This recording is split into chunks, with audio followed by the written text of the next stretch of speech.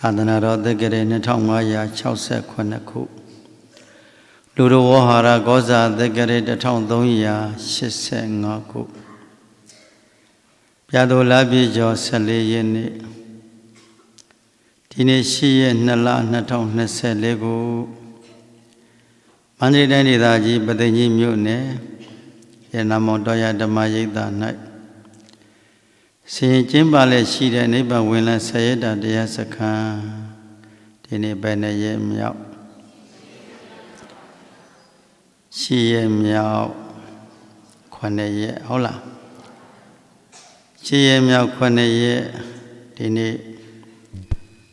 တဏိတာရဲ့နောက်ဆုံးချိန်မှာ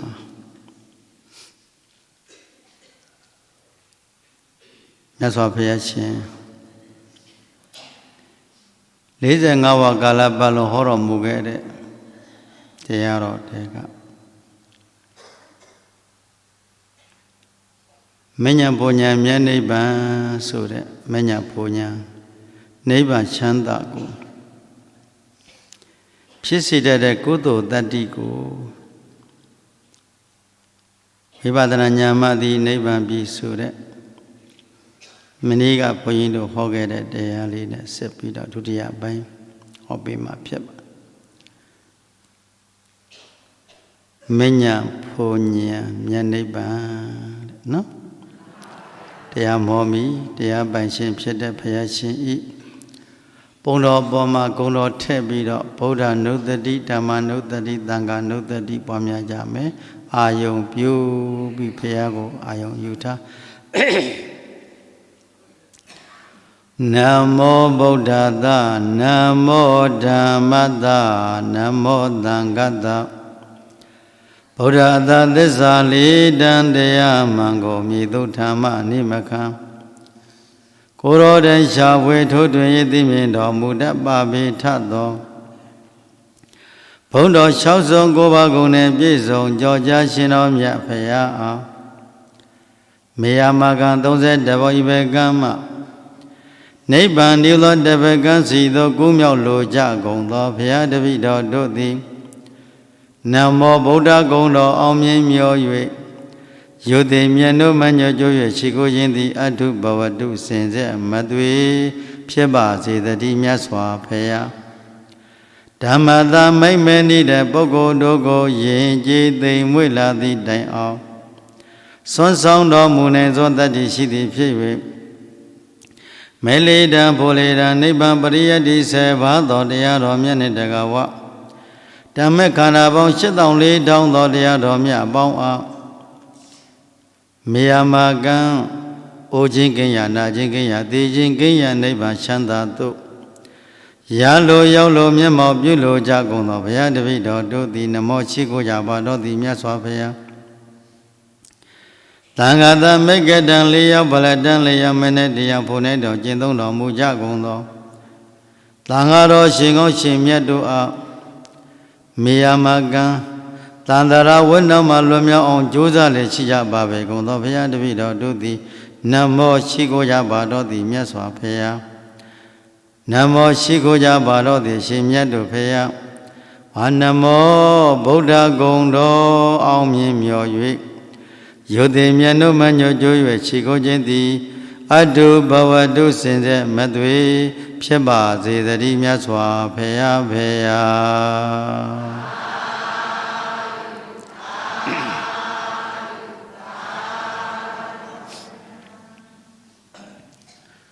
ဒုက္ခိတာဟောထဒုက္ခမုစထဒုက္ခိတာကိုစိတ်နှပြကျမ်းမှာချမ်းသာခြင်းသည်ဟောထဖြစ်ကြပါသည်ဒုက္ခကိုဆင်းရဲစိတ်ဆင်းရဲပေါင်းမှမုစတလွတ်ကင်းကြပါစေလို့မေတ္တာပို့ပြီးတော့အားလုံးဒီနေ့အမတဒါနဓမ္မဒါနတရားအလူချင်းများနဲ့တရားယောဂီသူတော်ကောင်းများရက်ွက်သူရက်ွက်သားများမြို့နယ်သူမြို့နယ်သားများတိုင်းသူတိုင်းသားများပြည်နယ်သူပြည်နယ်သားများနိုင်ငံသူနိုင်ငံသားများ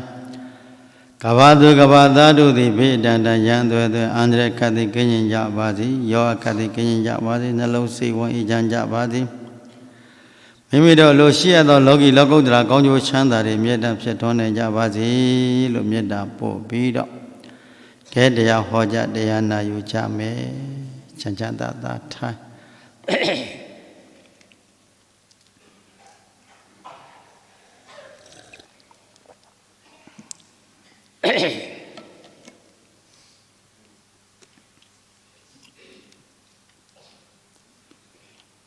မိမိတို့ရဲ့စိတ်ရစဉ်ထဲမှာဝိပဿနာဆိုတဲ့ဉာဏ်တတ္တိဝိပဿနာဆိုတာကံတတ္တိမဟုတ်ဘူးနော်ဉာဏ်တတ္တိဒီကိလေသာတွေကင်းပြီးတော့ကိလေသာတွေဆုတ်ယုတ်ပြီးတော့စိတ်ကိုချမ်းချမ်းသာသာဖြင့်ခန္ဓာရဲ့ယုံနာခန္ဓာတို့ဤအမြဲတမ်းဖြစ်ချင်းဖြစ်ပြီးပြည့်တည်တဲ့သဘောဓာတ်ကိုအကဲခတ်ပြီးတော့ကြည်မှသိနိုင်တဲ့အလုံးမို့လို့မိမိရဲ့စိတ်စဉ်မှာလောဘဒေါသမောဟဆိုတဲ့အကုသိုလ်အညစ်အကြေးတွေစင်ကြယ်တတ်ခြင်းပြီးတော့လူလောကရဲ့အဓိပ္ပာယ်ရှိတဲ့ဘဝအဖြစ်ခေတ္တကဏ္ဍလေးလူလောကကိုရောက်လာတဲ့အခါမှာအဓိပ္ပာယ်ရှိဖြင့်ဘဝကိုယက်တည်ဖို့ဘဝကိုတစ်ဖက်ကမ်းသိစီတော့ကူမြောက်နိုင်စေဖို့အတွက်အလုပ်လုပ်ရတယ်ဟုတ်ကဲ့လားမိမိကြိုးစားပွားများလျက်ရှိတဲ့ဒီကုသိုလ်ဟာဒါမိမိရဲ့ဘဝကိုအကောင်းဆုံးနေနိုင်အောင်ဟုတ်လားဘဝကိုအကောင်းဆုံးဖန်တီးပြီးတော့တတုံးကြီးတတုံးကိုမလိုအပ်သောအရာဝတ္ထုတွေကိုဖြစ်စည်းပြီးလိုအပ်သောအရာဝတ္ထုကိုစီမံဖန်တီးလိုက်တဲ့ဘဝဆရာတယောက်လို့ကျွန်းတုံးကြီးတကုံတတုံးကိုဖြစ်ဟိုဘက်ဒီဘက်ဖြတ်ပြီးတော့ပထမတက်သားတုံးကြီးကတော့ဘာမှရှိခိုးစရာလည်းမဟုတ်ဘူးတက်တုံးကြီးပါပဲဒါပေမဲ့ဘဘုဆရာရဲ့ဆွမ်းအားတို့ကြောင့်ထိုတတုံကြီးသည်ဖျားဖြစ်လာတယ်ဟုတ်လားဖျားပုံတော်ဖြစ်ထူရင်ဖျားပုံတော်တပ်ပဲပြီးဖျားချစ်ခိုးเสียယရဏသုံးပါးကိုရှင်းကပ်တတ်တဲ့ပုဂ္ဂိုလ်ကဖျားရှင်ရုပ်ပွားတော်ကိုမြင်လိုက်ကြတဲ့ကိုယ်ကလက်အုပ်မရှိဘဲနဲ့နေလို့မရဖြစ်ယဟန္တာပုံတော်ကြီးကိုထုဆက်လိုက်ပြန်တော့လေလက်ဦးရှိခြင်းနဲ့စိတ်ဖြစ်နော်လူယုတ်လူမင်းပုံစံဘယင်ပုံစံမိဖုရားပုံစံစသည်အဖြစ်မိမိလိုချင်တဲ့အတိုင်းသာထုတိုင်သောဘဘုဆရာတယောက်ထိုနည်းတူသောပဲမြတ်စွာဘုရားရှင်သည်လည်းပဲဘဘုဆရာကြီးနဲ့တူလှဟုတ်လားဒီနေ့ပုထုဇဉ်တွေကိုဘာဖြစ်အောင်ကြိုးစားနိုင်လဲသောတာပန်ဖြစ်အောင်ဟုတ်လားအနည်းဆုံးသုလသောတာပန်ဖြစ်အောင်မဟာသောတာပန်ဖြစ်အောင်သရဂအနာဂယဟန္တာဖြစ်အောင်ဒီဖျားအဆုံးမကဖန်တီးနိုင်တယ်ဟုတ်တယ်နော်တကယ်တရားပညာရှိတဲ့မျိုးကောင်းသားမျိုးကောင်းသမီးတို့အတွက်မညာဖို့ညာကိုရရှိနိုင်သောစွမ်းအားတွေဖြစ်ရဒါဘု து ဆုံးမတယ်ဒါလိုက်နာကျင့်သုံးတဲ့ပုဂ္ဂိုလ်အတွက်တကယ်လို့လူဘဝလိုချင်တယ်လေလူဘဝကိုရအောင်ကုသိုလ်တွေကောင်းမှုတွေပြုပြီးတော့လူဘဝကိုပြန်လဲပြီးရရှိနိုင်တယ်ဟုတ်လား နတ်ဘဝတောင်းတရင်လည်းပဲကုသိုလ်တွေပြုလို့နတ်ရွာဒုက္ခရိဘဝကိုရရှိနေတယ်နတ်ချမ်းသာကိုခံစားခွင့်ရသမထဘာဝနာတွေကျင့်သုံးပြီးတော့မြမဘဝကိုဆွတောင်းနေမြမလည်းဖြစ်နေတယ်နော်ဒီတဲ့အဆင့်မြင်ပြီးတော့ဝိပဿနာတရားတွေဗမာတတ်တဲ့ကြိုးစားအားထုတ်ပြန်တော့သောတာပန်တဂရကစတဲ့မဲ့သီးသီးဖို့သီးသီးကိုလည်းရရှိနိုင်တယ်နော်ဘုန်းကြီးတို့တရားဓမ္မတွေရဲ့ဘဝဟာတက်တုံးကြီးလိုပါပဲဟုတ်တယ်လားအပြင်မှာတက်တုံးကြီးတစ်ခုကိုမလိုချင်သောအရာဝတ္ထုမှန်သမျှတွေကိုဖဲထုတ်ပြီးတော့လိုချင်သောအရာဝတ္ထုခြံထားသလိုစံကြက်တော်တွေဆံလုံးတွေဒါကနာအတွက်ခြံထားတယ်နှာခေါင်းအတွက်ပါးစပ်အတွက်ခြံထားတယ်လက်တွေအတွက်ခြံထားတယ်မလိုအပ်တာအကုန်လုံးဖြစ်စည်းလိုက်တဲ့ဘုဆရာကြီးတယောက်လိုပဲဟုတ်လားဘုရားရှင်ရဲ့ဆုံးမတရားတော်ဟာဒီဆုံးမတရားတော်မြတ်ကိုလိုက်နာကျင့်ကြံပွားများအားထုတ်မှုမရှိသေးတဲ့ပုဂ္ဂိုလ်အတွက်ကတော့ဘာမှသုံးဆွဲလို့မရသေးဘူးတန်ဖို့မရှိသေးဘူးနော်ကံစီမံထားတာကိုကံစီမံထားတော့လူတော့ဖြစ်နေတယ်နှုတ်ကလူခန္ဓာကိုတော့ရထားတယ်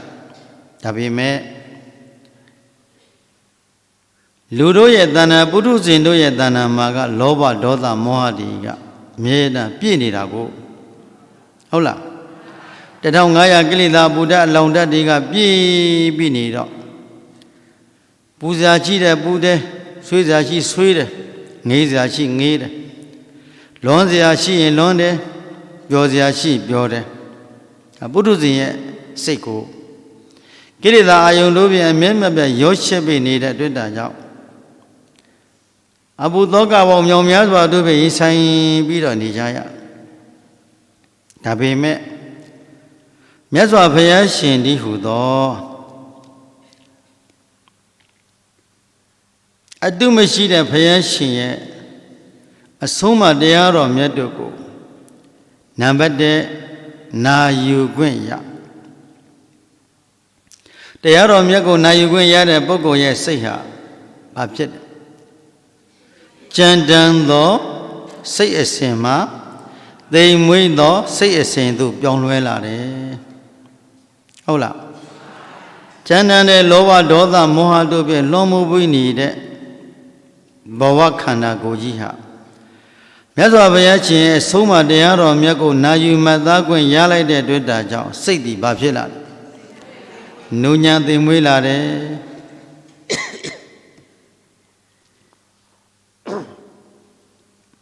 နုညံလာတယ်သိမ်မွေးလာတယ်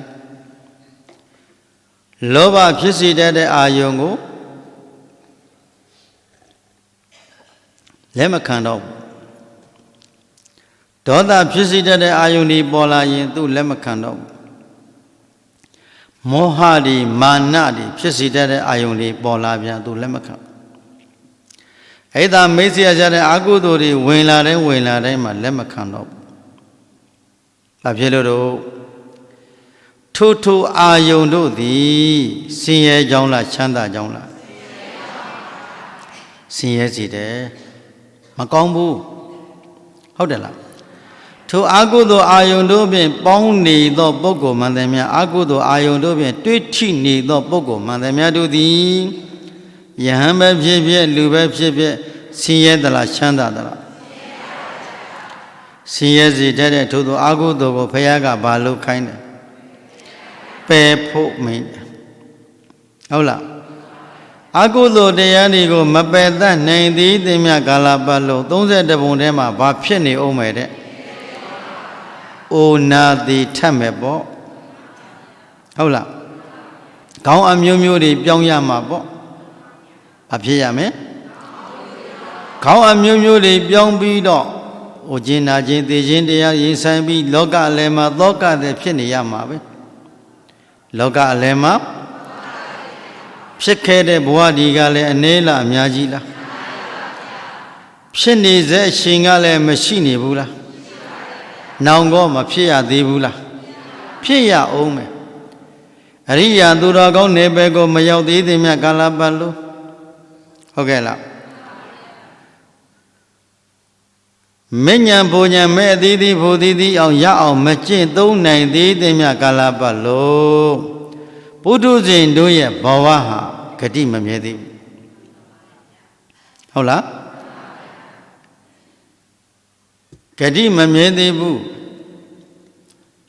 အပယ်လေးပုံကိုရောက်နိုင်တယ်ဘာဖြစ်လို့တော့စိတ်သည်ကုသိုလ်အာယုန်တို့ဖြင့်တွေးထိမှုမရှိတဲ့စိတ်သည်ရိုင်းတယ်မို့လားလောဘကြောင့်ရိုင်းတယ်ဒေါသကြောင့်ရိုင်းတယ်မောဟကြောင့်ရိုင်းတယ်နော်လောဘဒေါသမောဟအစရှိသောအကုသိုလ်အာယုန်တို့ကြောင့်ဘာဖြစ်တယ်စိတ်ဟာရိုင်းတယ်စိတ်ရိုင်းဝင်လာတော့ပူလောင်တာပေါ့စိတ်ရိုင်းဝင်လာရင်မိမိခန္ဓာကိုယ်ကိုအကြောင်းရင်းခံပြီးတော့စိတ်ရိုင်းဝင်ဘာဖြစ်တယ်ပူလောင်တယ်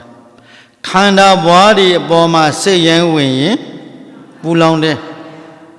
ခန္ဓာဘွားတွေဆိုတာသိတယ်မဟုတ်လားခန္ဓာနဲ့နှိစက်တဲ့ပုဂ္ဂိုလ်တွေဇနီးမယားသမီးသားလင်သားအိမ်ယာညီကောင်မောင်နှမစီးပွားရေးလူမှုရေးနိုင်ငံရေးဘာသာရေးစသည်အဖြစ်ထိုအာယုန်တို့ပေါ်မှာသွားရောက်ပြီးတော့ကန့်ကြီးနေတဲ့စိတ်သည်ဘာဖြစ်တယ်ပူလောင်တယ်ပင်ပန်းတယ်ပေါ့ဘာဖြစ်တယ်ခန္ဓာဘွားတွေအကြောင်းရင်းခံပြီးတော့လေပင်ပန်းတယ်ဟုတ်လားနဂုဒုက္ခဒီအခုတို့တရားဟောတရားနာနေတဲ့ဒီနဂုဒုက္ခကြီးကိုထမ်းထားလို့လည်းပဲပင်ပန်းရအပိုဒုက္ခတွေကိုအကြောင်းရင်းခံပြီးတော့လဲပင်ပန်းရဘသူဆုံးမနဲ့မတွေ့ထိသေးသည်မြတ်ကာလပတ်လို့ဒါကြောင့်ဘုန်းကြီးတို့ဒီသာသနာဝန်ထမ်းရှင်ဟန်တော်ဒီလည်းပဲစာပေကျမ်းဂန်ဒီဘယ်လောက်ပဲတတ်ဘယ်လောက်ပဲကျွမ်းကျင်ဒီတရားဓမ္မတွေကိုတဆင့်တက်ပြီးတော့မကျင့်မကြံမအားမထုတ်သေးဘူးဆိုရင်အမြဲတမ်းပူလောင်ရဟုတ်လားမိမိခန္ဓာကြောင့်ပူလောင်ရပတ်ဝန်းကျင်ကြောင့်ပူလောင်ရဒါကိုဘုရားကတော့ဒုက္ခိတေနဒုက္ခိတောဒုက္ခိတေနဒုက္ခိတောဘုရားဒီလိုမိတ်ဒုက္ခိတေနဒုက္ခိတောတဲ့ဒီတရားအသိတဲ့ဉာဏ်နဲ့ဒီပေါ်လျော်မကျင့်မကြံမအားမထုတ်သေးသောပုဂ္ဂိုလ်မှန်တယ်များတို့သည်ကိုယ်နဲ့ခန္ဓာနဲ့နှိစက်တဲ့ခန္ဓာဘဝတွေဘုရင်တို့ရန်တော်များမှာကိုယ်တရားဓမ္မတွေ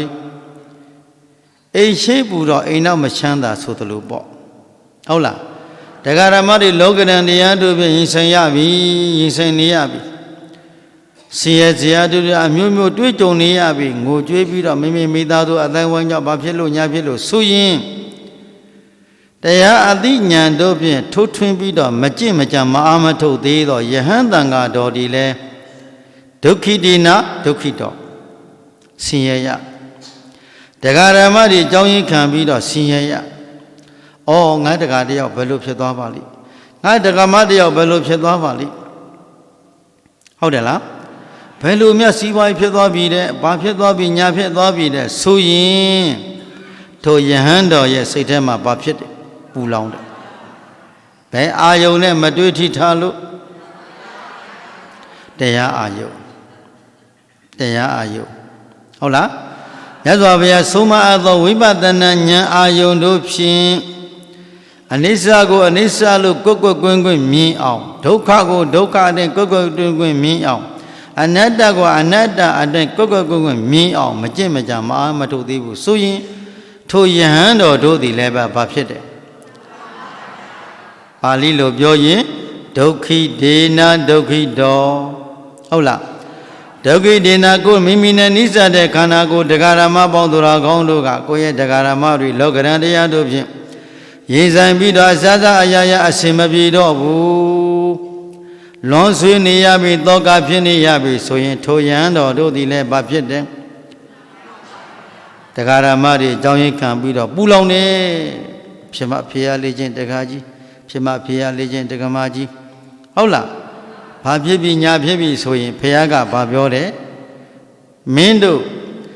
ခ ခန္ဓာကိုယ်ထဲမှာအရိယာသူတော်ကောင်းတရားတွေမကိန်းသေးသေးမြတ်ကာလပတ်လို့ထိုအာယုန်နမိတ်ကြောင့်ဘာဖြစ်တတ်တယ်ဆင်းရဲပူလောင်ရမယ်ဟုတ်တယ်လားဒါဆိုရင်တဲ့ကိုယ်နဲ့နေစတဲ့ကိုဒကာရမတွေကအစင်းနေပြေလို့စီဝါရည်လေးကောင်းလို့အစားစားအရာရာအလုံးသားသမီးတွေမိသားစုအစင်းပြေတာကိုတွေ့ရတော့ကိုတို့လည်းဘာဖြစ်တယ်တဲ့ယဟန်တန်ဃာတော်တွေကလည်းထိုဒကာရမတွေကြောင်းရင်ခံပြီးတော့ချမ်းသာတယ်စိတ်ချမ်းသာတယ်ဝမ်းသာတယ်လူလို့တန်လို့ဒါပေမဲ့မြတ်သောအားဖြင့်ကတရားအတိတို့ဖြင့်တွေးထိမှုမရှိသေးဘူးအရိယာသူတော်ကောင်းတတ်တွေပေါ်လွင်သေးဘူးဆိုရင်ထိုနမိတ်အာယုန်တွေကြောင်းရင်ခံပြီးတော့ဒဂမကြောင့်တရားအားထုတ်မှုမရှိတဲ့တန်ဃာတော်တွေဘာဖြစ်ရတောကဖြစ်ရထိုဆရာတော်တန်ဃာတော်တွေအကြောင်းရင်းခံပြီးတော့ဒဂရမတွေဘာဖြစ်ရတောကဖြစ်ရတယ်ကိုဆရာသမားဘာဖြစ်သွားပြီတဲ့ဟုတ်လားကိုကြီးညိုတဲ့ဆရာတော်တစ်ပါးဘာဖြစ်သွားပြီတဲ့ညာဖြစ်သွားပြီတဲ့ဘယ်လိုအစင်မပြေတော့ဘူးတဲ့ဘာယောဂတခုကတ်လို့တဲ့ဘာဖြစ်လို့လဲညာဖြစ်လို့လဲစသည်အဖြစ်ကိုယ်နဲ့နှိစက်တဲ့ဆရာတော်သံဃာတော်များတခုခုဖြစ်ပြီလို့ဆိုရင်ဒကာရမတွေကကောဘာဖြစ်လို့တူလေးပြောတရားမရှိလို့ဟုတ်ကဲ့လားတရားမရှိလို့ဘုရားကဘာပြောတဲ့ဒုက္ခိဒေနဒုက္ခိတောဒုက္ခိဒေနဒုက္ခိတောရောင်တော်ပြန်နဲ့ရောလွှတ်တယ်ဆိုတဲ့စကားလုံးလို့ပေါ့နော်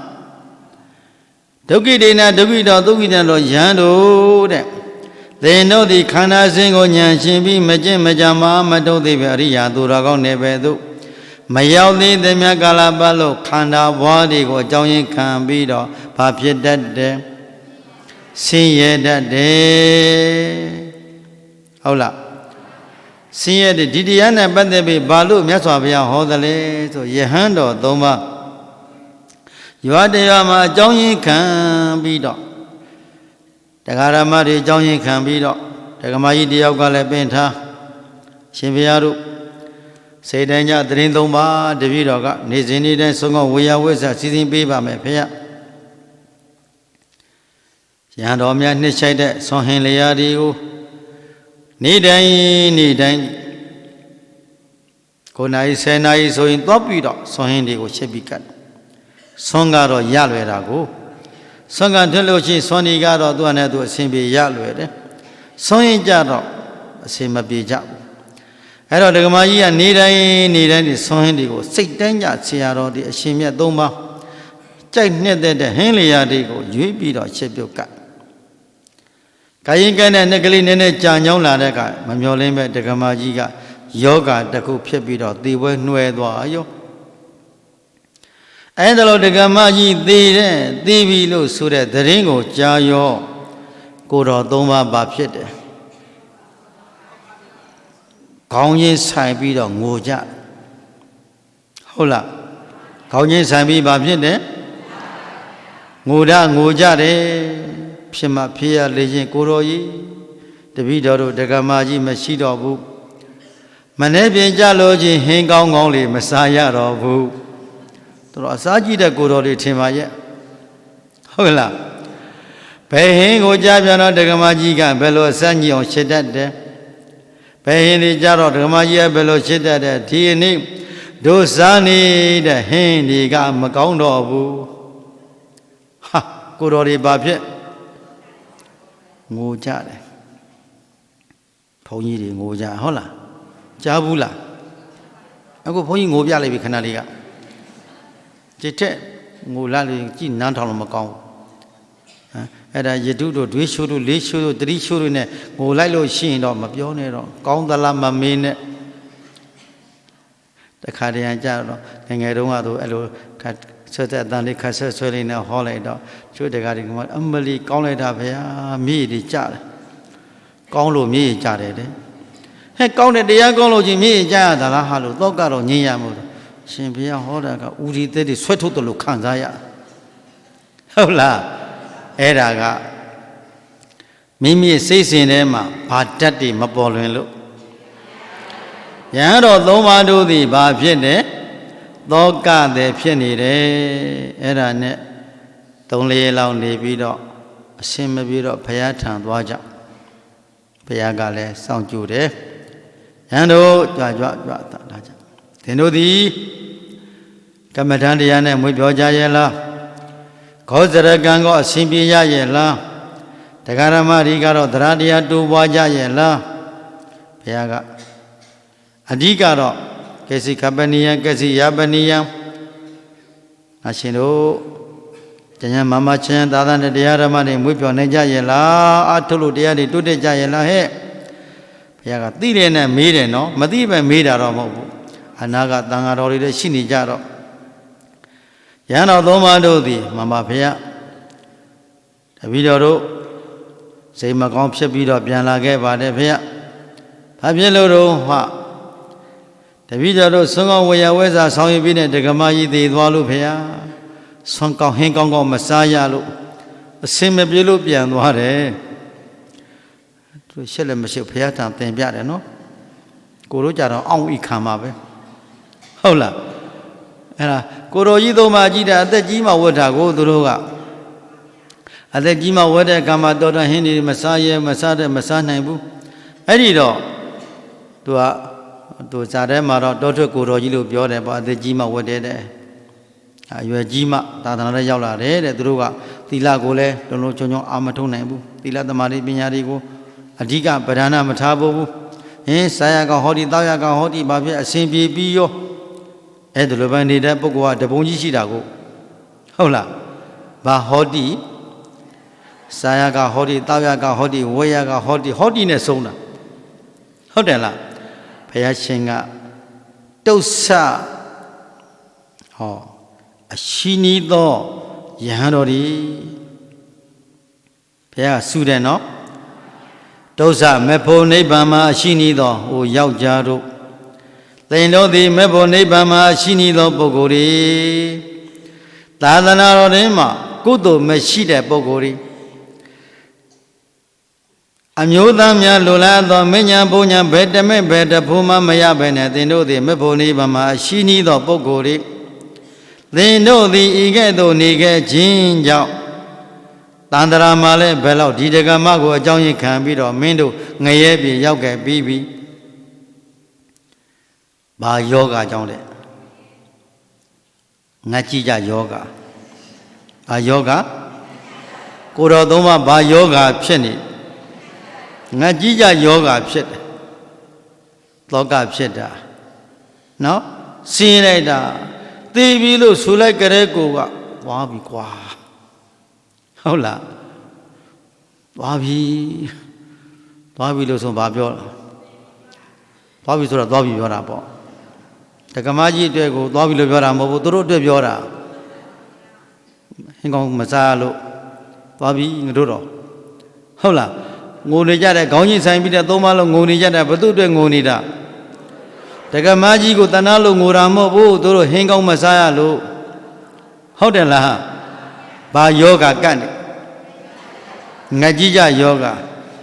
ဒါလေးတော့သဘောပေါက်တာမမေ့နဲ့ဒါမုဂုတ်ဆရာတော်ကြီးသုံးတဲ့စကားလုံးလေးနော်ယောဂီတို့လည်းမိုးလင်းလာလို့ရှိရင်ဘာယောဂသဲနေအစင်မပြေတဲ့နေ့ကျတော့နှာခေါင်းတွေရှုံသေးတယ်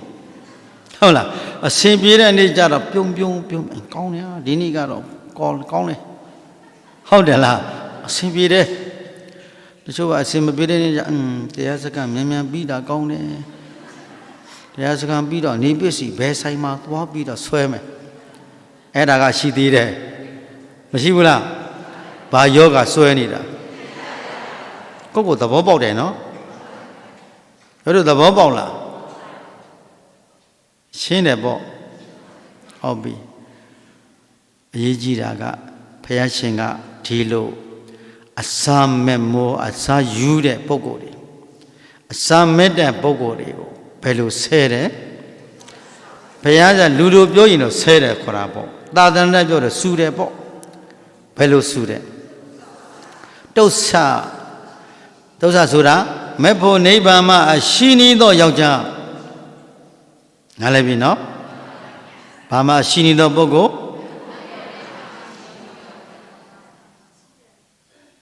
တူတူတွေပြောတချို့ကပြောဖို့ကြံတဲ့ဆုံးတာမပြီးလိုက်ဘူးဘာမှအရှိနီးပြန်ပြောပါဦးအရှိနီးတဲ့ပုဂ္ဂိုလ်မဲ့ဖို့နိဗ္ဗာန်အရှိနီးသောယောက်ျားတင်းဒီလူမိုက်ပဲအတိတ်ကြောင့်ပြန်ပြောင်းပြီးတော့ဖျားဟောတင်းတို့ဟာဘဝတစ်ခုမှာဒီအမျိုးသမီးတယောက်ကိုကြောင်းရင်ခင်ပြီးတော့မင်းတို့တင်းတို့၃ယောက်တည်အဲ့ဒီအစငတ်ပြီးတော့ငတ်ကြီးကြယောဂာနဲ့အိမ်ကမခွဲခွာပဲနဲ့အမျိုးသမီးတယောက်ကိုမင်းတို့၃ယောက်ကိုယူပြီးတော့နေလာခဲ့တာဗာမဲမောလို့ငါကြီးကြယောဂဟုတ်လားတင်တို့ဒီအဲ့ဒီအမျိုးသမီးကိုအကြောင်းခံပြီးတော့တည်ကြည်ပစ္စည်းခဲ့တဲ့ဘဝတွေရစ်တို့လို့မများပြခဲ့ပြီခုလက်မိုက်တုံးပဲလားဟဲ့အဲ့တော့တိတ်ကြောင်းလည်းပြန်ပြောတော့မှယဟန်တန်ဃာတော်ကြီးကအတိတ်ကိုတော့မပြောတော့ဘူးပေါ့နော်ရသော်ဗျာဒီယဟန်တော်များအတိတ်ကဖြစ်ခဲ့တာအကြောင်းကြပါဆိုတော့ခဏပြောပြီးအမျိုးသမီးကိုအကြောင်းကြီးခံပြီးတော့သင်တို့၃ယောက်တစ်လုံးသည်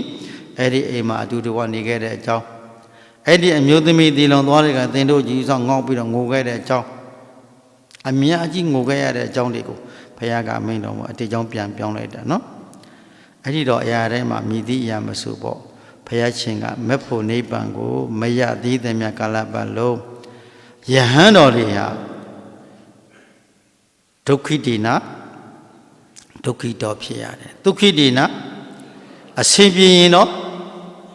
ရောပြီးတော့အစဉ်ပြေတာပဲဒကာဓမ္မတွေအစဉ်ပြေလို့ဘုန်းကြီးတန်ခါတော့အစဉ်ပြေနေတာပဲဟုတ်လားဒကာဓမ္မတွေအစဉ်မပြေဘူးဆိုရင်ဘုန်းကြီးတန်ခါတော့လည်းအစဉ်မပြေတော့ဘူးဘာမရှိတဲ့ပုဂ္ဂိုလ်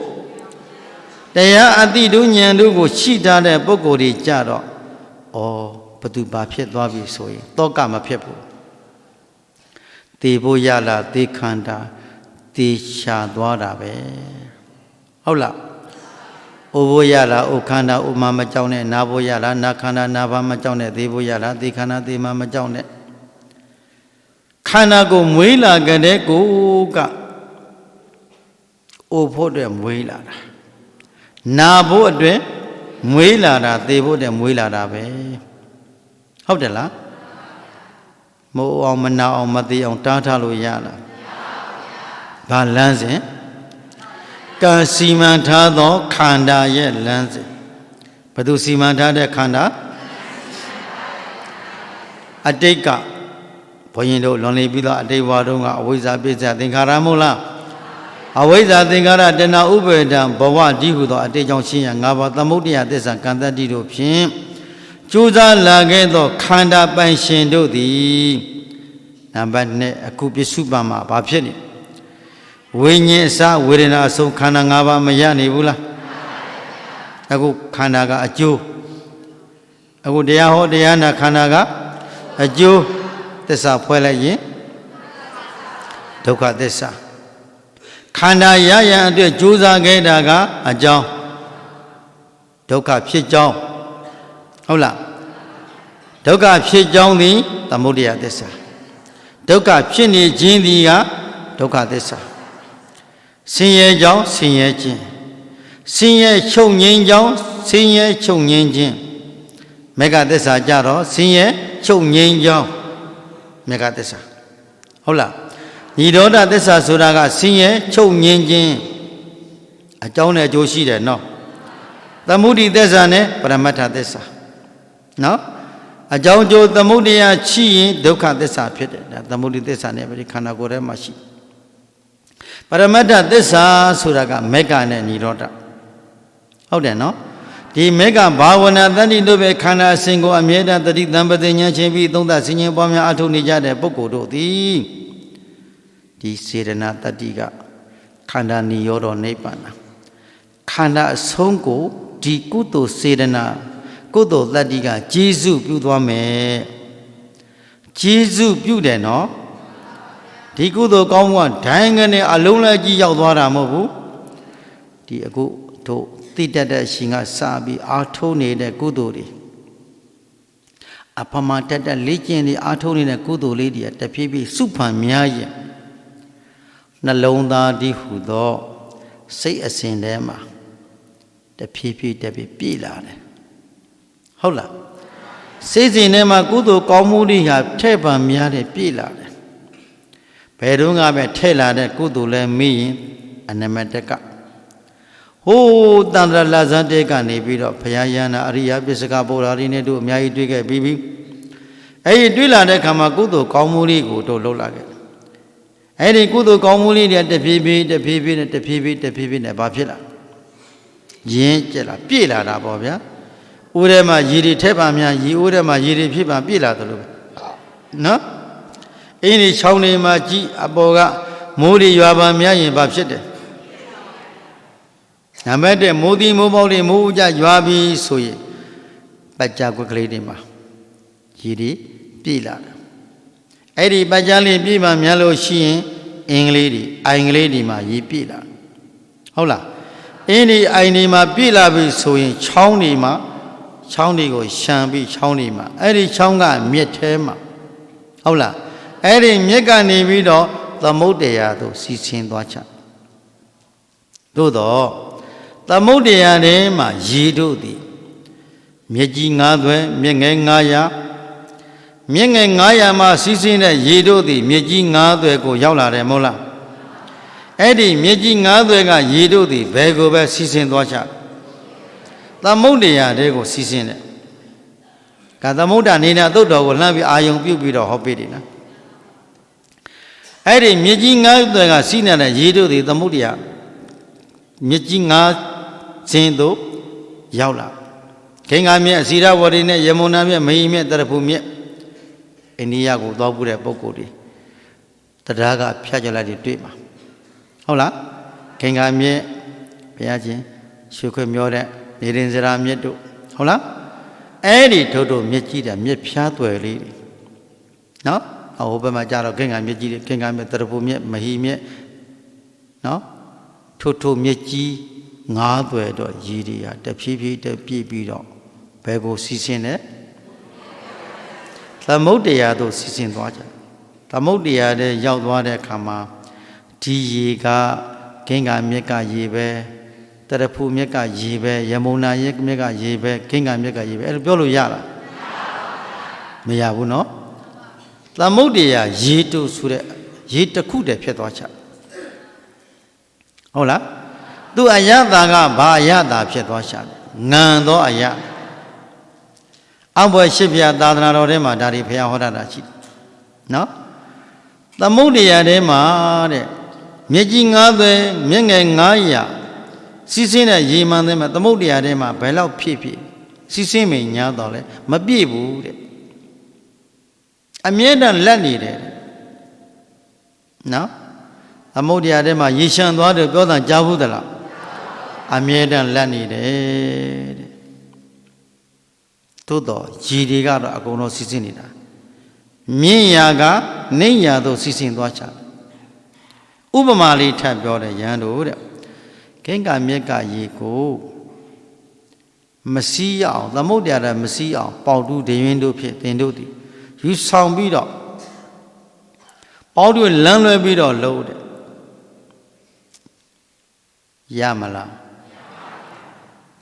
ဒီမစီရအောင်ဘလောက်ပဲပိတ်ဆို့မရဘူးဟုတ်လားဘာကြောင့်လဲဆိုမြင့်ရာကနေရာသို့စီးဆင်းသွားတယ်နော်သို့တော့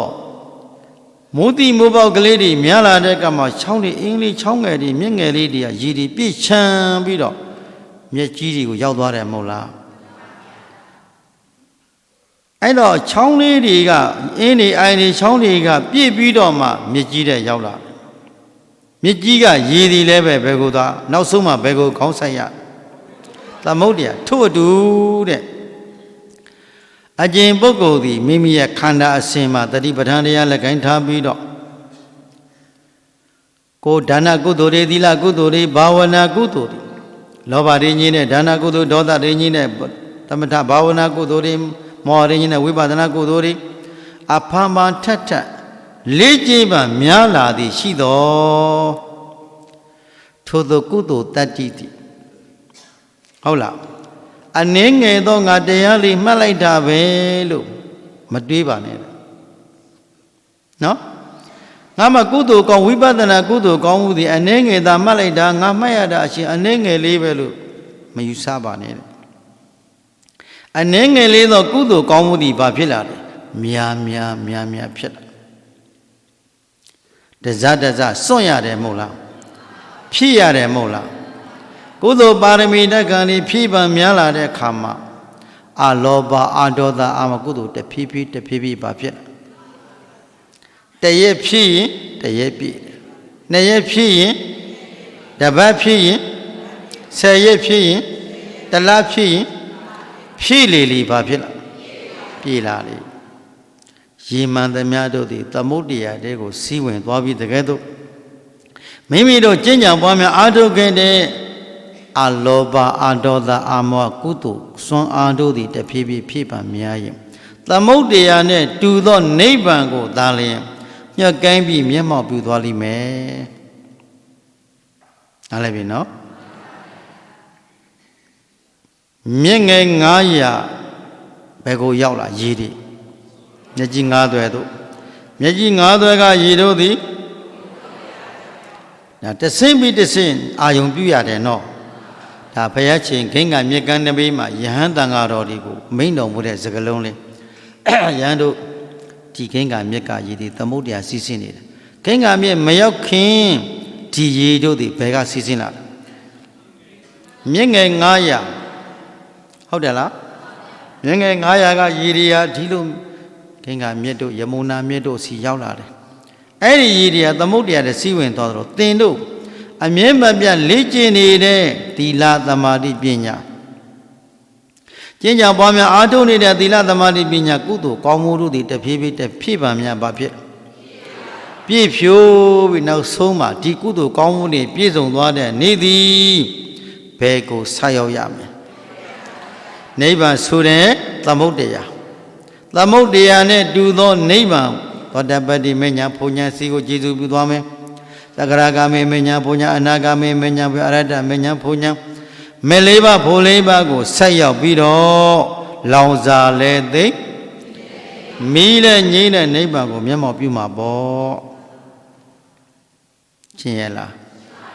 တရားဆိုတဲ့အလောက်ကတရားဓမ္မတွေဒါကြောင့်ထိုင်ခြင်းလဲထိုင်မထိုင်ခြင်းလဲထိုင်မှတ်ခြင်းလဲမမှတ်ခြင်းလဲအဖမောင်ထက်တဲ့ဘာလို့ရတရားဆိုကြိုးစားရတယ်နော်ကြိုးစားများလာလေဒီကိလေသာတွေဘာဖြစ်လာလဲအာထုတ်ဖို့များလာလေဒီဘာတွေပါလာတယ်ကိလေသာပါလာတဲ့ထိုရှင်ကုသိုလ်ယနတ်ကုသိုလ်ဆွမ်းအားသည်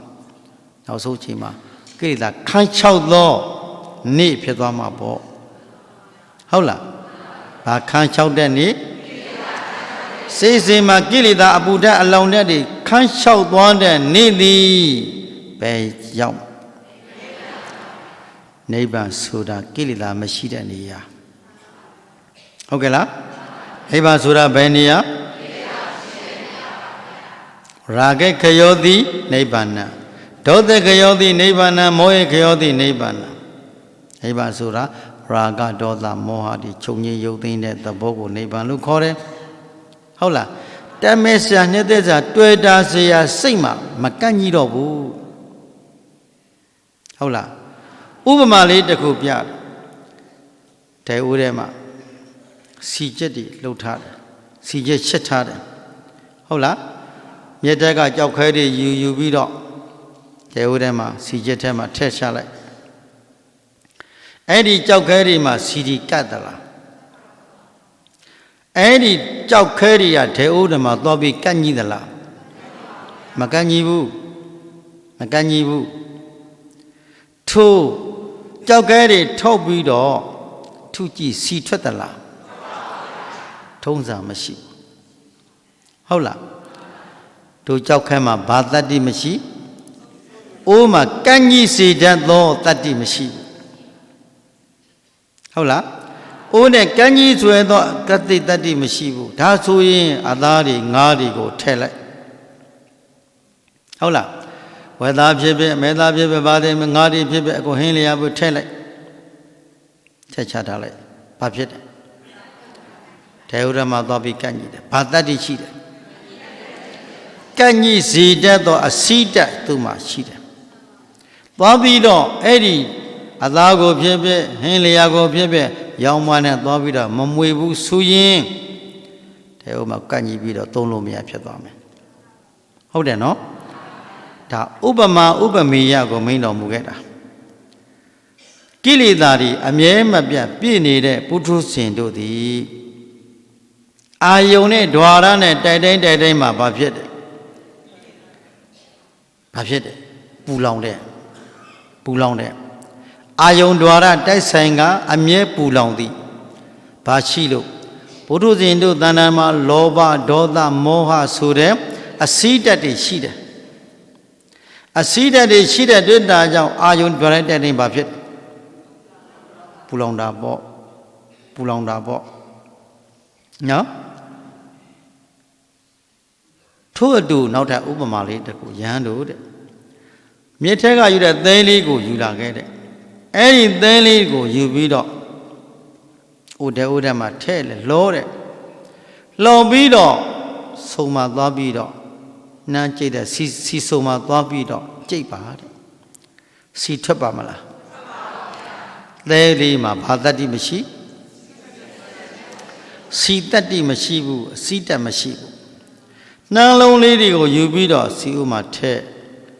ဟုတ်လားစီကြိတ်တဲ့စုံထဲမှာသွားပြီးတော့ထဲ့မှွေဘာဖြစ်သူ့မှာဘာရှိတယ်အလုံးလေးတော့အတူတူပဲနော်ဟိုမှာလဲသဲမုံပဲဒီမှာနှမ်းလုံးပဲဒါပေမဲ့တတ္တိရှင်တူရဲ့လားဟိုမှာအစိတတ်မရှိဘူးဟုတ်လားဖယားယန္တာအရိယာသူတော်ကောင်းတို့တဏ္ဍာမှာလည်းပဲထို့အတူမြည်သည့်အာယုန်နဲ့မိတ်ပဲလာ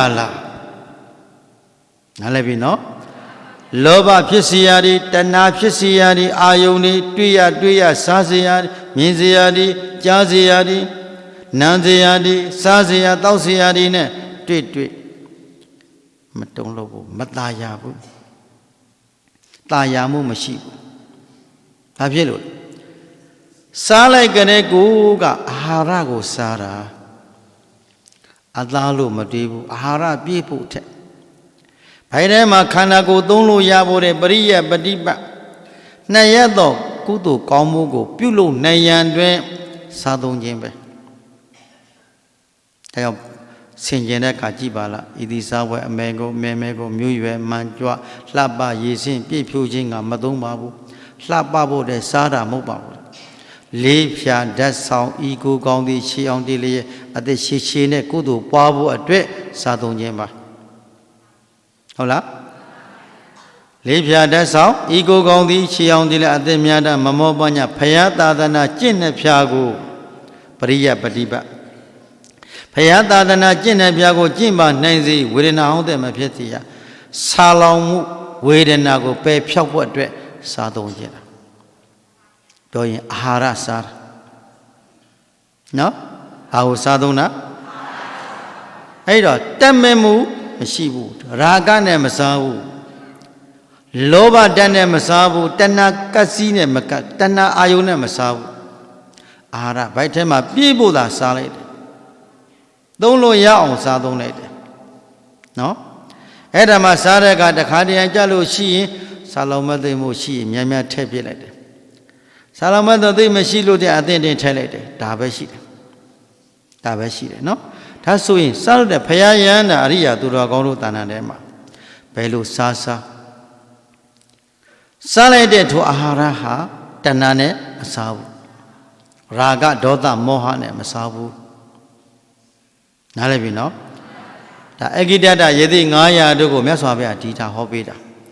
အဂိတတယေသိ900တို့တောထဲမှာသူတို့သေဥသေဖို့တွေစားပြီးတော့နေတာသူတို့သူတော်ကောင်းတရားအရိယာသူတော်ကောင်းတရားနိဗ္ဗာန်ရောက်ကြောင်းတရားဆိုပြီးတော့သူတို့စားသုံးပြီးတော့နေကြဘုရားရှင်ကသူတို့ဆွမ်းခံနေတလတကြီးလာတဲ့ရွာကိုလာဆွမ်းခံတော့ဘုရားဆွမ်းခံပြီးဖုံးပေးပြီးတရားစကားတွေဟောသွားတော့သူတို့ရဲ့လာလိုက်တဲ့အချိန်မှာနေစီလို့တလတကြီးစားတွေရှင်တွေစားတွေလို့လာတဲ့အခါကျတော့လူတွေဟိုတုန်းကလို့အုတ်ကောတဲ့နေလာပြီးတော့မလူတော့ဘ ပုံမှန်လောက်ပဲတာမန်လောက်ပဲအဲ့တော့သူတို့ကမေးတယ်ရွာသူရွာသားတို့ဇေယျတဲ့မှာအကုန်ရောက်လာကြတော့သင်တို့ဒီရွာကိုဘယ်လိုပုဂ္ဂိုလ်ရောက်လာတယ်လဲဟာရှင်ရသေးတို့ဖယားရောက်လာတဲ့တို့မျိုးကိုတို့နေရာကိုဖယားချင်းကြွလာပဲမြတ်စွာဘုရားဆုံးမတဲ့ကျုပ်နာခွင့်ရပြီဘာဒီဟောတယ်လဲဒါဆိုဟုတ်ပြီ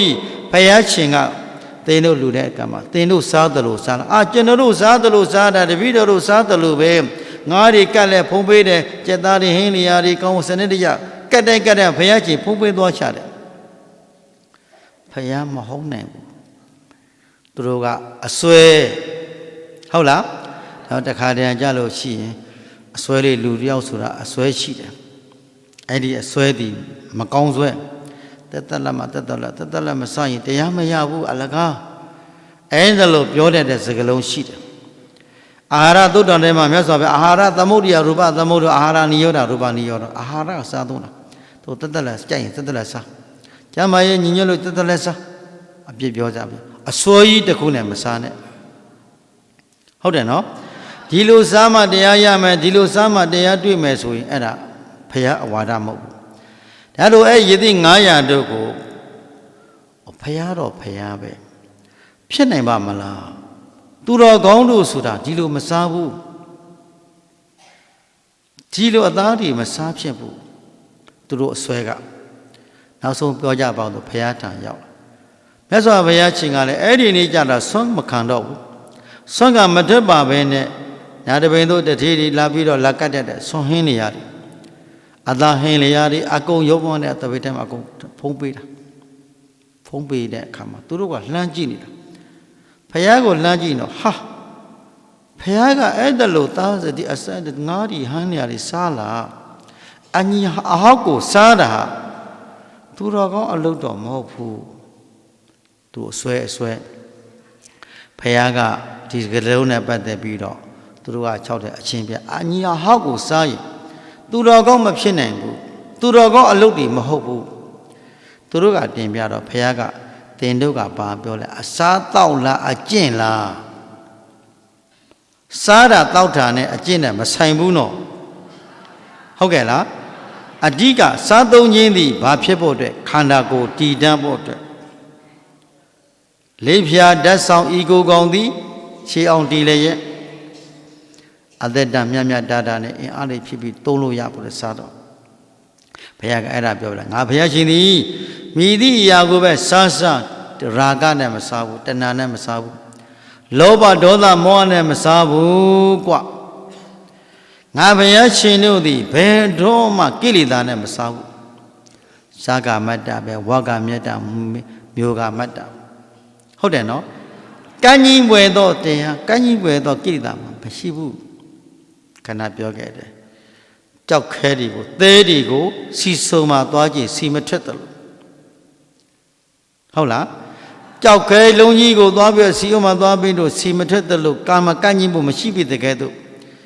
ကိလေသာကင်းကွာတော်မူကြကုန်သောယဟန္တာဘုရားယဟန္တာတို့သည်မြည်သည့်အာယုန်နဲ့မှမဆက်သွယ်တော့မြည်သည့်ကိလေသာအာယုန်နဲ့မှတွေ့ထိမှုမရှိဘူးဘာဖြစ်လို့လဲမြင်လဲမြင်ကမတ်တာပဲကြားရင်လဲကြားကမတ်တာဒါကြောင့်ချမ်းသာတယ်ဆိုတာအဲ့ဒါပြောတာကိလေသာမရှိလို့ချမ်းသာတယ်တရားဓမ္မတို့ရဲ့ကိလေသာရှိရင်ဆင်းရဲတယ်ရှင်ကိုရှင်းရဲလားကိလေသာရှိရင်ဘာဖြစ်တယ်ကိလေသာမရှိရင်ကဲတရားဓမ္မတွေဆင်းရဲသလားချမ်းသာသလားဘာရှိနေသေးလို့သို့တော့တဖြည်းဖြည်းပါအောင်ပါလို့ရအခုလက်တွေ့ကျင့်နေကြတယ်မဟုတ်လားထိုမကျင့်မကြံမအားမထုတ်ဖို့ဆိုပူလောင်တယ်ဟုတ်တယ်နော်ဟိုတွေးလိုက်ပူလိုက်ဒီတွေးလိုက်ပြီးလိုက်ဘသူအတွက်ညာအတွက်တွေးလိုက်ပူလိုက်ပူပင်သောကဖြစ်နေတယ်ဆိုခန္ဓာဘွားတွေကြောင်းရင်ခံပြီးတော့ရင်ထဲမှာပူလောင်ပြီးတော့အဲ့ဒီပူလောင်တဲ့စိတ်နဲ့တည်လုံခဲ့သည်ရှိတော့ချမ်းသာတဲ့နေရာလားဆင်းရဲတဲ့နေရာလားဒါသဘောပေါက်ဖို့လိုတယ်ဒီဝိပဿနာဉာဏ်ရဲ့စွမ်းအားသည်ကိရိတာကိုတဖြည်းဖြည်းပါလာတာနော် ခန္ဓာဖြစ်ချင်းကိုဖောင်းဖောင်းတက်မြင်လာတယ်ကိလေသာပါလာတယ်ကိလေသာပါလာတယ်ဖြစ်တွေဖြန်းမြင်လာတဖြည်းဖြည်းတိမ်မွေ့ဖြစ်ချင်းတွေတိမ်မွေ့လာတာမညာဖူညာကိုရတော့မယ်ဆိုဖြစ်ချင်းတိမ်မွေ့နုညတိမ်မွေ့ပြီးမှတ်ရင်နဲ့နီးတာတခါတည်းကြတော့အင်းအားကမပြည့်စုံသေးသူဟင်းကနေဟာကနေပဲလောဘကြီးပြီးတော့ဖြစ်တွေမြင်လာပြီဆိုငါဖြစ်မြင်လာပြီဆိုပြီးတော့အတင်းမှတ်ဖို့ကြံတော့ဟင်းကနေဟာကနေဖြစ်ပြီးတော့အစကိုပြန်ရောက်သွားချကြီးတော့ညံလေးတွေကသိမ်မွေးနူးညံ့တဲ့ညံလေးတွေဖြစ်လာတဲ့ယောဂီများကြတော့လောဘလည်းမကြည့်ဗျာလည်းမများတော့ပေါ်ပါလိမပေါ်ပါစီဘယ်ဝေဒနာပေါ်ဘယ်အာယုန်နမိတ်ပေါ်သူကတမာတိချိန်ကအာကြီးသွားပြီကိုတမာတိညံအာကြီးသွားတဲ့အခါသူကဒီသင်္ခါရုပ္ပကညံသည်ဝိပဿနာညံဖြစ်သွားပြီဝိပဿနာအာကြီးသောသင်္ခါရုပ္ပကညာသည်ဘယ်ဝေဒနာပေါ်ဝေဒနာနောက်ကိုမလိုက်တော့ဝမ်းသာစရာနောက်ကိုလည်းမလိုက်ဝမ်းနေစရာနောက်ကိုလည်းမလိုက်ပုံမှန်လေးရိုးလေးအိန္ဒြေယနဲ့ကိုဖြစ်နေမင်းနဲ့တခါတည်းဟာတရားထောက်ပြီးကြည့်တဲ့အခါရင်ထဲကဒိဋ္ဌိထင်ရဖြစ်လိုက်ဖြစ်ချင်းကိုမြင်တယ်ဖြစ်ကိုမြင်ပြီးချမ်းသာဖြစ်ကိုမြင်ပြီးဖြစ်နဲ့တဖြည်းနဲ့သင်္ခါရုပ္ပကညာကအနုလောမညာ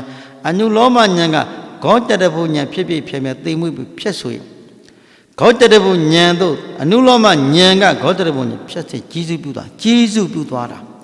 တသက်လုံးကြင်ကြံပွားမှာအာထုလာခဲ့တဲ့ကုသိုလ်တတ္တိသည်ဖြတ်ခဲ့သောအချိန်အဟုန်ကနိဗ္ဗာန်ကိုကြီးစုပြုသွားတာယုံ nant ကတော့ဒီမှာချုပ်ကြံလိုက်တယ်ယုံ nant တော့ချုပ်ကြံလိုက်ပြီချုပ်ငိမ့်သွားတာကယုံ nant တွေချုပ်သွားပြီအော်ချုပ်ငိမ့်သွားပါပေါ့လားဆိုတာမဲ့ညာချုပ်ငိမ့်သွားတာကနိဗ္ဗာန်ချုပ်မှန်းသိတာကနိဗ္ဗာန်မဲ့ညာဟုတ်လားချုပ်ငိမ့်သွားတာကနိဗ္ဗာန်ချုပ်မှန်းသိတာကမဲ့ညာအော်ငိမ့်သွားပြီကိုဆိုခန္ဓာကိုယ်တစ်ခုလုံးရှင်လန်းပြီဖြစ်အငိမ့်တဲ့နိဗ္ဗာန်ကိုမျက်မှောက်ပြုပြီးနေအဲ့ဒီမေဇောလေးတစ်ချိန်စောပြီးတော့ဖိုဇောလေးတွေစောတော့ပြီးညီအေးတဲ့နိဗ္ဗာန်နဲ့ကိုချမ်းသာခံစားပြီးတော့မှပြစ္ဆုတ်ခဏညာဖြစ်သွားဩငါအပေတကပိတ်သွားပြီငါလူဖြစ်ကြုံနဲ့သွားပါပေါ့လားဖယားကိုကြည်ညိုလို့မဝတရားဒီနာလို့မတရားအားထုတ်လို့မဝတန်ခါကိုကြည်ညိုလို့မဝဟိုးယနာတော့မှခန္ဓာ၅ပါးသီလဆိုလူဝတ်ကြောင်ဆိုရင်၅ပါးသီလအော်တိုမက်တစ်လုံပြီးသားဖြစ်၅ပါးသီလအော်တိုမက်တစ်လုံခြုံပြီးဖြစ်သွားလူဝတ်ကြောင်ဆိုအရိယာဖြစ်သွားပြီယဟန်တော်များဆိုရင်ဒီကရုကသိက္ခာပုဒ်တွေလုံးဝပြည့်စုံတယ်လေဟုကသိက္ခာပုဒ်တွေလည်းပြည့်စုံတော့သို့တော်အကြောင်းအားလျော်စွာတော့အာဘတ်တွေတဲ့ဒေသနာကြားလို့ရှိအရိယာဒီလည်းအာဘတ်တင်တာရှိအရိယာဒီသောတာပန်ဒီသရဂံဒီအာဘတ်တင်တာရှိသာစိတကအာဘအာစိတကအာဘသိတယ်ချင်းပြန်တာသူမိပြီးတော့အာဘတ်တင်ပြီးသွားတာရှိအစားတောက်နဲ့ပတ်သက်ပြီးတော့တခါတည်းမဲ့တတိမိသွားတာလေသင်္ကန်းဝဋ္ဌာလေးကစအစင်မပြေတာလေးတွေကြည့်ပါလားအရှင်သာရိပုတ္တရာမထေရမြတ်ကြီးတော့သင်္ကန်းအချိုးမပြေတာလေးတွေဒီတော့ခေါင်းနဲ့ကိုရင်လေးကအရှင်သာရိပုတ္တရာကိုသွားပါအရှင်ဖေရသင်္ကန်းကိုဒီလိုဝတ်လို့ရသလားဖေရရှင်သာရိပုတ္တရာငုတ်ကြည့်ဩသင်္ကန်းသင်္မန်ကရှည်ထွက်တဏှာသွားပြီးတော့ဝတ်လိုက်တယ်ဝတ်ပြီးတော့ကိုရင်အရှင်ပြေပလားမဖေရအခုအဲ့လိုဆိုအရှင်ပြေသွားပြီဗျာလက်အုပ်ရှိပြီးတော့ကိုရင်တပည့်တော်ကိုလေနောက်လဲဒီလိုဆုံးမပါဗျာဧကသာဝကကြီးနော်ဆုံးမမဲ့ပုဂ္ဂိုလ်ချာသင်္ကန်းဝဋ္ဌာအချိုးမကြတော့ပြောလိုက်တော့ရှင်မြတ်ကြီးကချစ်ချင်းပြန်ပြင်လိုက်တယ်ပြန်ပြင်ပြီးတော့သူ့မှာဘာလို့ခိုင်းတယ်ဆုံးမပါတဲ့ဆုံးမမှုခံတယ်ဘလောက်ထိမာနတွေမရှိတာလဲဆိုတာကိုမြီးအရွယ်လောက်ရှိတဲ့ပုဂ္ဂိုလ်စကားကိုနားထောင်တယ်ဘာဖြစ်လို့ကိုမှားနေတာကိုမှားတဲ့အတိုင်းနော်တခါတည်းဒေသနာတွေဗာဒီချွင်းချစ်တွေရှိကြမှာယဟန္တာတွေယဟန်တော်တွေသောတာပန်သရစာဒေသနာကြနေရအပြက်ကိုအမြဲတမ်းအပြက်တွေကိုသိရင်ချက်ချင်းပြင်လိုက်တယ်ချက်ချင်းပြင်လိုက်တယ်ပြင်ဆင်ဖို့များတဲ့တွေ့တာနောက်ဘက်မှာကိတ္တာစင်ကြဲမဲ့အသီးသီးဖို့တီးရပြီးတော့ဒုက္ခဆုံးကိုယဟန္တာတွေဖြစ်ကုန်ကြတာပေါ့နားလည်ပြီနော်အဲ့ဒါကလူဖြစ်ယဟန်ဖြစ်မိသည့်ပုဂ္ဂိုလ်မဆိုကိုကြည့်ရင်မကြည့်ရင်တော့မရဘူးမိမိစွန်းစွန်းတမန်တော့ကိုဘာလို့ရမယ်ဟေပရိယတိနေပယ်ထဲမှာပฏิပတ်တိနေပယ်ကိုရောက်အောင် ကျင့်ကြံပွားများအားထုတ်နိုင်ပါမှတို့ယဟန်တော်များမှာလည်းကျေးဇူးများသလိုတရားဓမ္မတွေမှာလည်းပဲအခုလိုအကြောင်းကျိုးညီညွတ်နေတဲ့အခါကာလမှာဒီဓမ္မတတ္တိဓမ္မဆွမ်းအားလေးကိုမပေါ်အောင်ကျင့်ကြံပွားများအားထုတ်နိုင်ကြပါစေကျင့်ကြံပွားများအားထုတ်ဆဲဖြစ်သောဝိပဿနာဉာဏ်သည်မေဉာဏ်ကိုကျေးဇူးပြုလို့နိဗ္ဗာန်ချမ်းသာသောချမ်းသာမြတ်ကြီးကိုလိမ်မြန်သောသိဉာဏ်တို့ဖြင့်ကောင်းစွာမသွေဆိုက်ရောက်နိုင်ကြပါစေကုန်သတည်း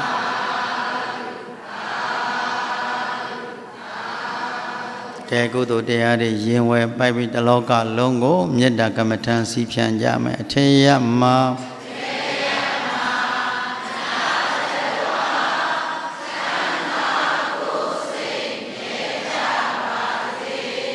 အန္တရာယ်ကင်းဘေးတွေရှင်လက်ငင်းချမ်းသာကြပါစေအောအယမယာတရဝချမ်းသာကိုယ်စိတ်မြဲကြပါစေအန္တရာယ်ကင်းဘေးတွေရှင်လက်ငင်းချမ်းသာကြပါစေအနန္တစေကြဝဠာချမ်းသာကိုယ်စိတ်မြဲကြပါစေအန္တရာယ်ကင်းဘေးတွေရှင်လက်ငင်းချမ်းသာကြပါစေတရားဟောတရားနာမြတ်တရဝါ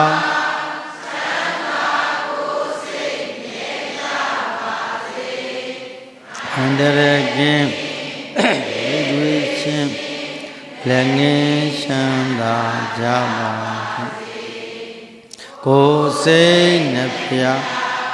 ဘေးရန်ကွာကြမ်းမာကြပါစေကိုယ်စိတ်နှပြဘေးရန်ကွာချမ်းသာကြပါစေမေတ္တာနှလုံးကိုယ်စီသုံးရွှင်ပြုံးကြပါစေမေတ္တာယံသူဒေါသမှုအဘုကင်းပါစေမေတ္တာရေချမ်းကိုယ်စီဖြန်းအေးချမ်းကြပါစေခန္တီနှလုံးကိုယ်စီသုံးရွှင်ပြုံးကြပါစေဒုမေတ္တာစွမ်းဘဝလွန်အေးချမ်းကြပါစေဒုမေတ္တာစွမ်းဘာလွန်ငြိမ်းချမ်းကြပါစေဤသို့ပြုရညာပုံညာ6မတ္တခေမံ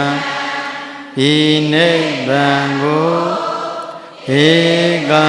ထုံ6ရောက်စေသောယနေ့ယခုအောတုတ္တမြတ်မြတ်ဘာကကိုမိဘဆေယမြို့တန်ကောင်းကိုမာစောင့်ဖြတ်ကိုဆောင်နှကယင်းစားရှိသမျှလုံးစုံဘုံ30ဖြင့်ပြည့်သမျှရှိရှိသမျှဝေနေရတို့ကြာကြပါစေဘေးငါဝေသည်မြောက်တွေသာဓုဟောစေသောကုသိုလ်အမြတ်မြတ်မြတ်ဘုရောမူကြပါဘုံလောအရိယာသူတော်ကောင်းတို့ဘုရားသောမေတ္တာနှင့်ကျွန်ုပ်တို့အောထုံးရသောကုသိုလ်မှန်သမျှတို့ကိုဝမ်းမြောက်ဝမ်းသာစွာဖြင့်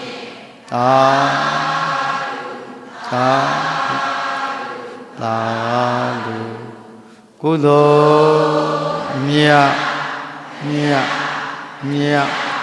ယူတော်မူကြဘုံလောအရိယာသူတော်ကောင်းတို့ဘ ဘုဒ္ဓသောမေတ္တာနှင့်တို့အောထုတ်ရသောကုသိုလ်မှန်သမျှတို့ကိုဝမ်းမြောက်ဝမ်းသာစွာဖြင့်သာဓုသာဓုသာဓုကုသိုလ်အမြတ်အမြတ်ယူတော်မူကြပါဘုံတော်ရိယာသူတော်ကောင်းတို့ဘုဒ္ဓသောမေတ္တာနှင့်ကျွန်ုပ်တို့အောထုတ်ရသောကုသိုလ်မှန်သမျှတို့ကိုဝမ်းမြောက်ဝမ်းသာစွာဖြင့်သာဓုသာဓုအလုံးယရဏစံတမြတ်ကဲ့သို့အေချမ်းသာယာချီးကြ၍ပြစ္စုပန်တကွေကိုစီကိုငှတရားထူတွေ့ကြပါစေ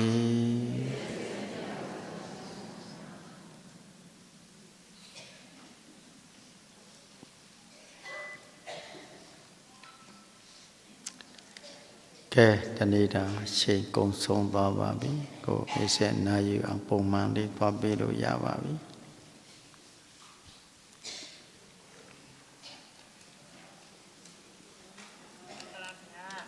ဓမ္မကြီးကြားတယ်ရှင်ပါဗျာဒီဘက်တော့လေဟို passport ကကုန်တက်တန်းကုန်နေလို့အဲ့ဒီဟာသွားနေရတာဘုံဘဝဲချာဘုံနဲ့ဘုရားရလိုက်ချင်တာလေ